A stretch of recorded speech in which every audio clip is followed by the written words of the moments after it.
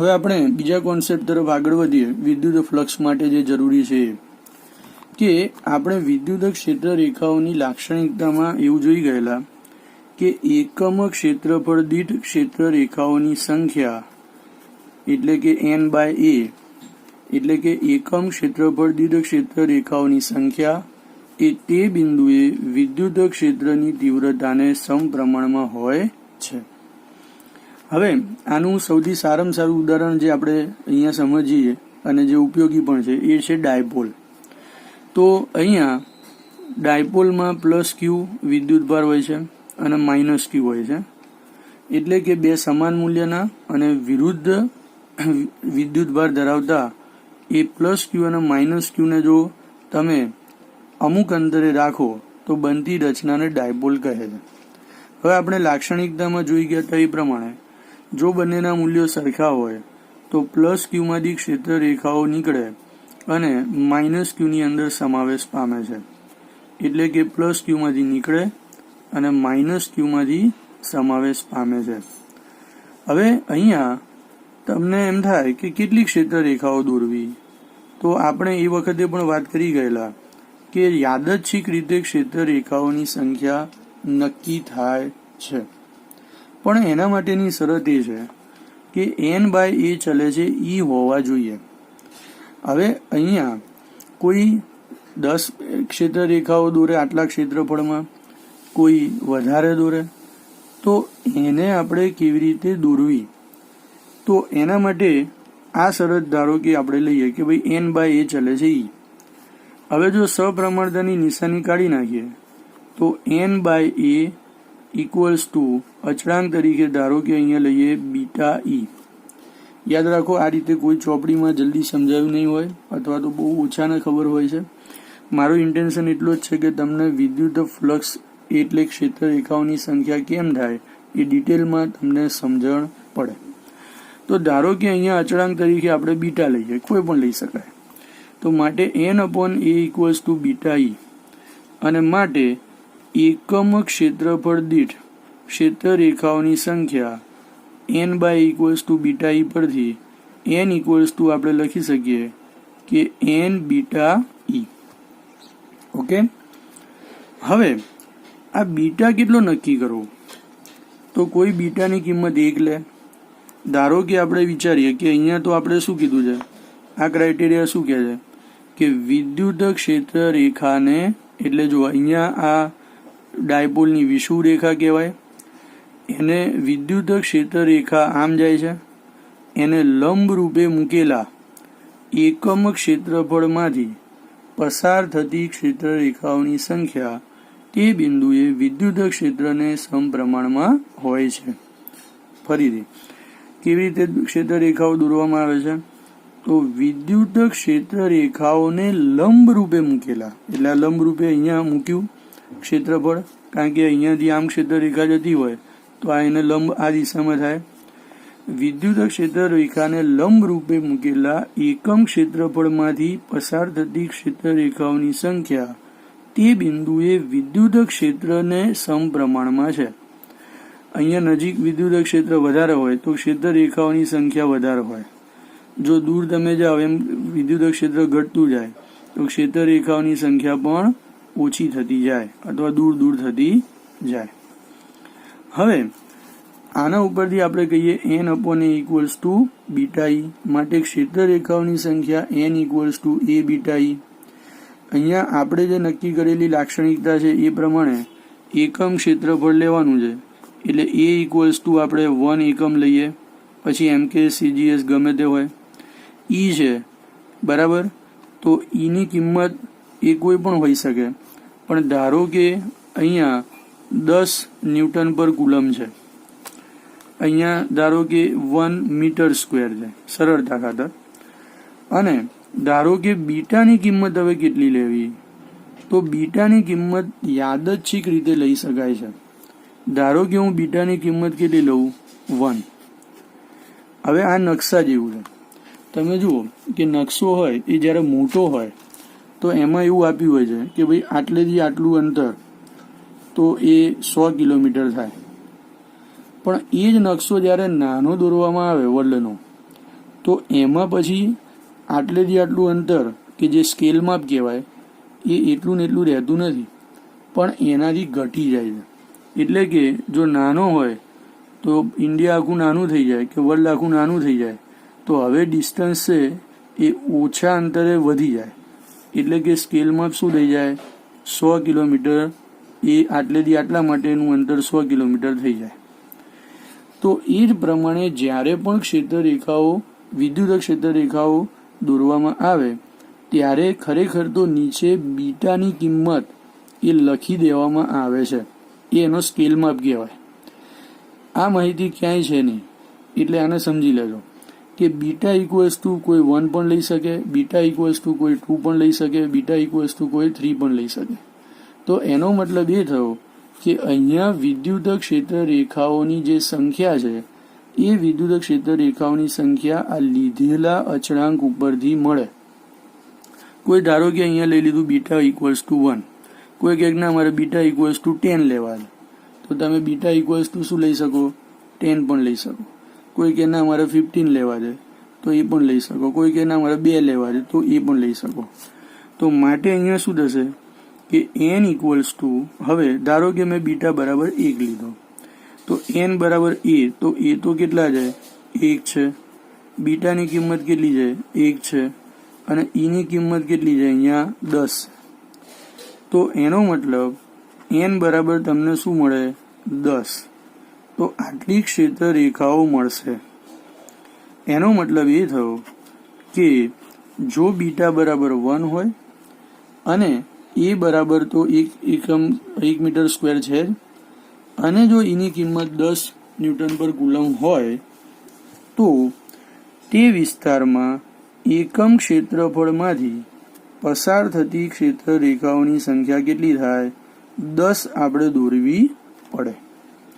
પણ ધારો કે કોઈ એમ કે ના હું બીટા ઇક્વલ્સ ટુ 2 લઉં, તો n ઇક્વલ્સ ટુ અહીંયા શું થાય, તો a into beta into e.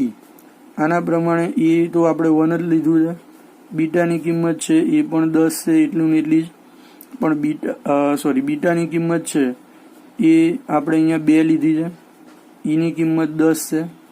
તો જો બીટા બરાબર 2 લઈએ અને જો આપણે વિદ્યુત ક્ષેત્ર રેખાઓ દોરીએ તો ક્ષેત્ર રેખાઓની સંખ્યા કેટલી થાય, 20 ક્ષેત્ર રેખાઓ આપણે દોરવી પડે. અને એ જ પ્રમાણે જેમ જેમ દૂર જતા જાઓ એમ જેટલી ક્ષેત્ર રેખાઓ એ જવાબ પરથી આવે, આ સૂત્ર પરથી, એટલી ક્ષેત્ર રેખાઓ આપણે દોરવી પડે. તો ક્લિયર થઈ ગઈ આ વાત. તો આ વસ્તુ જે છે એ આપણા માટે ખૂબ અગત્યની છે. હવે ચોપડીમાં શું કર્યું છે, જે સમજાયું છે એ આના ઉપરથી ખબર પડશે કે શા માટે એક ક્ષેત્રફળ વિદ્યુત ફ્લક્સ એક ક્ષેત્ર રેખાઓની સંખ્યા આપે છે. હવે ધારો કે આપણી પાસે આ દિશામાં વિદ્યુત ક્ષેત્ર છે, બરાબર. જો એ વિદ્યુત ક્ષેત્ર E છે, સરળતા ખાતર આપણે કેવું વિદ્યુત ક્ષેત્ર લઈએ, સમાન વિદ્યુત ક્ષેત્ર લઈએ. એટલે કે સમાન વિદ્યુત ક્ષેત્રને દોરતી ક્ષેત્ર રેખાઓ એ સમાન અંતરે હોય અને એ બંને વચ્ચેનું અંતર સમાન હોય અને એક જ દિશામાં હોય. તો સમાન વિદ્યુત ક્ષેત્રને લંબ રૂપે ધારો કે હું એક ડેલ્ટા S ક્ષેત્રફળ લઈ લઉં, બરાબર. હવે કોઈ પણ વિદ્યુત ક્ષેત્ર રેખાઓ જ્યારે દોરી હોય ત્યારે એનો ક્રાઇટેરિયા તો કયો હોય, આ જ હોય કે નહીં, n equals two a beta e પ્રમાણે. તો અહીંયા આપણા જે ક્રાઇટેરિયા પ્રમાણે અહીંયા એવું કહી શકીએ કે વિદ્યુત ક્ષેત્રને લંબ રૂપે મૂકેલા એકમ ક્ષેત્રફળ દીઠ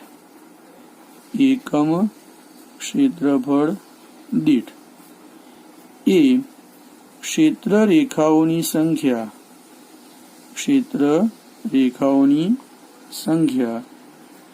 એ વિદ્યુત ક્ષેત્ર E ને સમપ્રમાણમાં છે.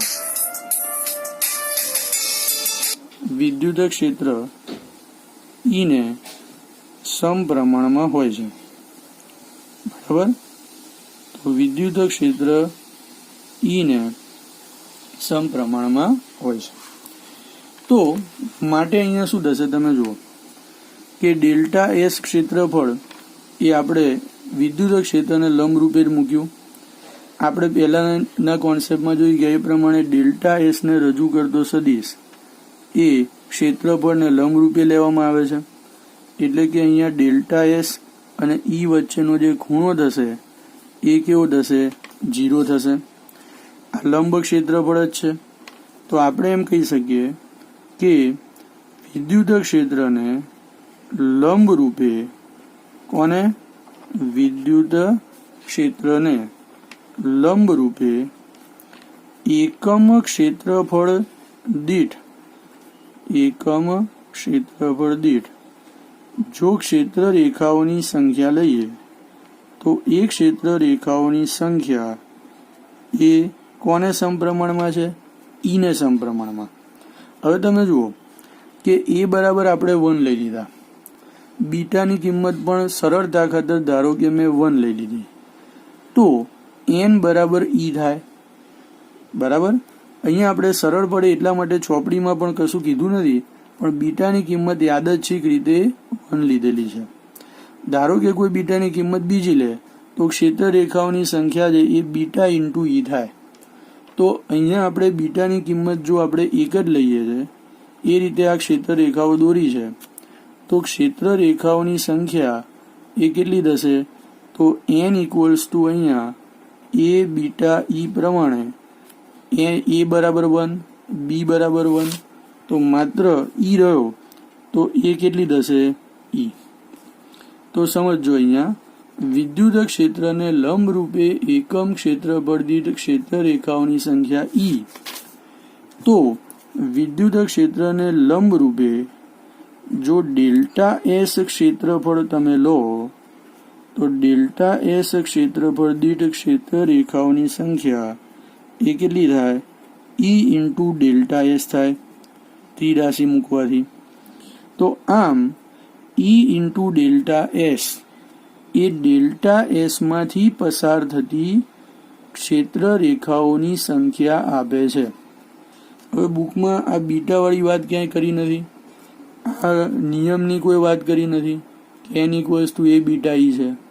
એટલે તમને ડાયરેક્ટ એમ આપ્યું છે કે ભાઈ ડેલ્ટા એસ ક્ષેત્રફળમાંથી પસાર થતી ક્ષેત્ર રેખાઓની સંખ્યા એ પાછું એવું કીધું છે કે ઈ ડેલ્ટા એસ ને સમપ્રમાણમાં છે. હવે સમપ્રમાણમાં એટલા માટે કીધું છે કે જો બીટાની કિંમત એ 1 ની જગ્યાએ ધારો કે 2 હોય તો પછી એ સમપ્રમાણતામાં બીટા ઈ ડેલ્ટા એસ, એટલે કે આ n ની સંખ્યા એ બીટા વચ્ચે હોવાથી એમ કહી શકાય કે n ચલે છે ઈ. એટલે કે જો બીટા 1 ન હોય તો એ ક્ષેત્ર રેખાઓની સંખ્યા એ ઈ ને સમપ્રમાણમાં જ કહેવાય ને, અને જો ઈ ને સમપ્રમાણમાં કહેવાય તો ઈ ડેલ્ટા એસ ને સમપ્રમાણમાં કહેવાય. પણ સરળતા ખાતર આપણે શું કરીએ છીએ કે બીટા ઇક્વલ્સ ટુ કિંમત કેટલી લઈ લઈએ છીએ? 1. અને માટે આપણે અહીંયા કહી શકીએ છીએ કે લંબ રૂપે એકમ ક્ષેત્રફળ દીઠ ક્ષેત્ર રેખાઓની સંખ્યા આટલી, તો ડેલ્ટા એસ ક્ષેત્રફળ દીઠ ક્ષેત્ર રેખાઓની સંખ્યા ઈ ડેલ્ટા એસ. અને આવા સંજોગોમાં ડેલ્ટા એસ સાથે આને કહીએ છીએ વિદ્યુત ફ્લક્સ, સંકળાયેલ વિદ્યુત જો ફ્લક્સ લેવામાં આવે તો એ વિદ્યુત ફ્લક્સ બરાબર ડેલ્ટા 5 એનો સિમ્બોલ લે 5 ઇક્વલ્સ ટુ આપણે એને કહીએ છીએ ઈ ડેલ્ટા એસ. પણ આ વિદ્યુત ફ્લક્સ એ શું છે? તો એ ડેલ્ટા એસ માંથી પસાર થતી વિદ્યુત ક્ષેત્ર રેખાઓની સંખ્યા જ છે. એ શું છે? પસાર થતી વિદ્યુત ક્ષેત્ર રેખાઓની સંખ્યા. તો જ્યાં સુધી એ તમને આ બીટાવાળો કોન્સેપ્ટ ના ખબર હોય, આ સૂત્ર ના ખબર હોય, પછી ક્ષેત્રફળ શા માટે સદિશ રાશિ લઈએ છે એની વાત આગળ આવશે, પણ ત્યાં સુધી તમને આ ખબર ના પડે કે શા માટે ઈ ડેલ્ટા એસ ને આપણે વિદ્યુત ક્ષેત્ર રેખાઓની સંખ્યા કહીએ છીએ. અને એટલા જ માટે 12મા ધોરણ પછી પણ મોટાભાગના વિદ્યાર્થીઓને આની વાત એ ખબર હોતી નથી, કારણ કે આ બધી ઉપરની ચર્ચા વિશે કોઈ માહિતી આપી નથી. તો આપણો કોન્સેપ્ટ ક્લિયર હોવો જોઈએ, જે જરૂરી છે. તો માટે ડેલ્ટા એસ માંથી પસાર થતી વિદ્યુત ક્ષેત્ર રેખાઓની સંખ્યા એને જ આપણે કહીએ છીએ ડેલ્ટા 5, અને ડેલ્ટા 5 ઇક્વલ્સ ટુ અહીંયા ઈ ઇન્ટુ ડેલ્ટા એસ થાય છે. હવે વાત આવે છે કે આ તો આપણે લંબ ક્ષેત્રફળ લીધું, પણ ધારો કે ક્ષેત્રફળ લંબ ન હોય તો હવે શું થાય કે ધારો કે આપણી પાસે વિદ્યુત ક્ષેત્ર આ દિશામાં છે અને તેને લંબ રૂપે જો આપણે ક્ષેત્રફળ લઈએ, આનું આ ક્ષેત્રફળ થીટા ખૂણે નમાઈ દઈએ, તો હવે અસરકારક લંબ ક્ષેત્રફળ કેટલું થઈ જાય? ઓછું થઈ જાય.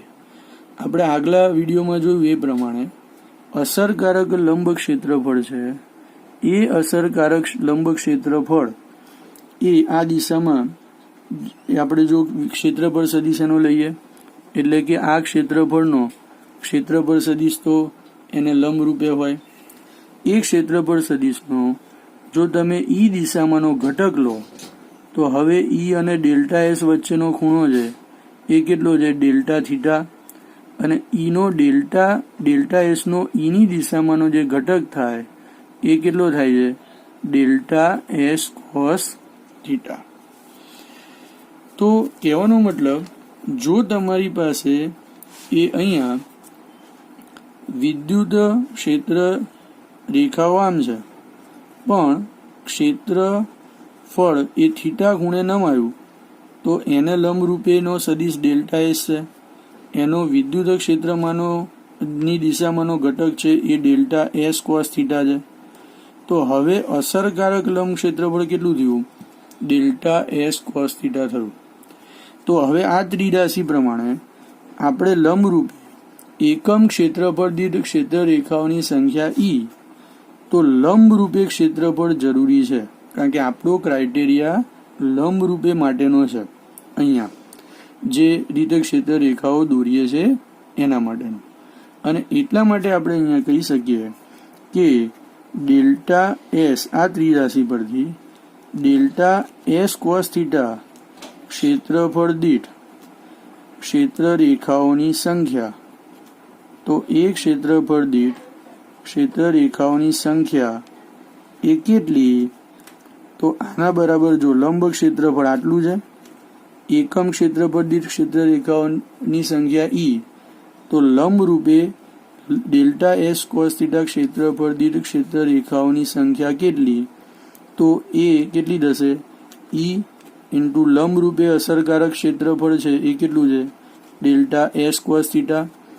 અને માટે કહી શકાય કે જો ઈ અને ડેલ્ટા એસ વચ્ચેનો ખૂણો થીટા હોય, એટલે કે જો અસરકારક લંબ ક્ષેત્રફળ ડેલ્ટા એસ કોસ થીટા હોય, તો તેવા સંજોગોમાં તેમાંથી પસાર થતી વિદ્યુત ક્ષેત્ર રેખાઓની સંખ્યા એ કેટલી થાય? ઈ into delta S cos theta થાય. અને એ ક્ષેત્ર રેખાઓની સંખ્યા એને તો આપણે ફ્લક્સ કહીએ છીએ, એટલે આને આપણે ડેલ્ટા 5 કહીશું.